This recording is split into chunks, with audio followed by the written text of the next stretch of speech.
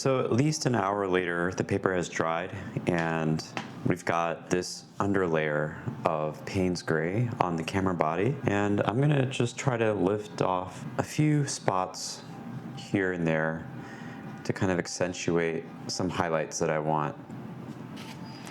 And when you lift, you want to have just a slightly moist brush so you can actually soak up some of the pigment. And if you get the surface a little bit damp, then it makes it easier to lift.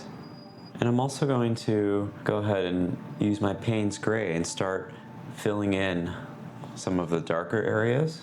And we can see a nice effect.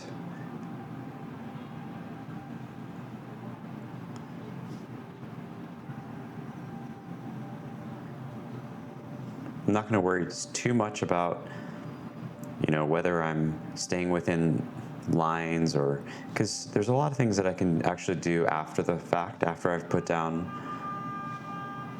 this layer.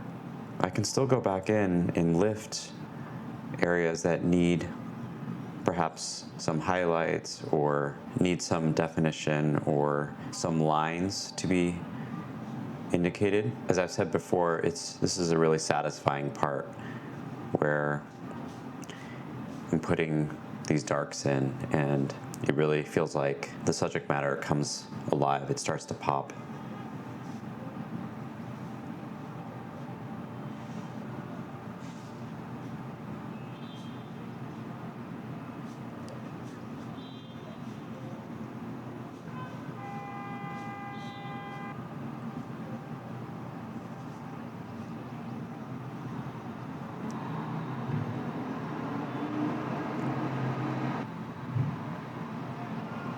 And as we'll see later, it's still possible for me to lift out areas even after this has been painted.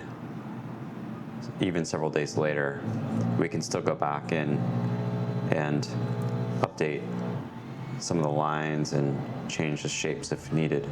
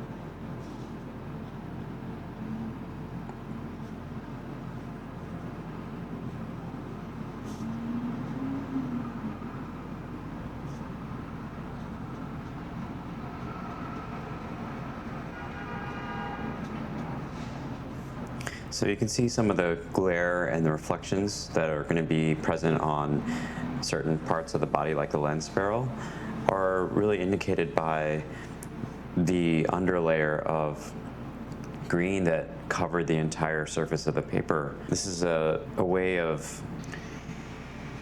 helping the subject matter have a kind of unified tone to it.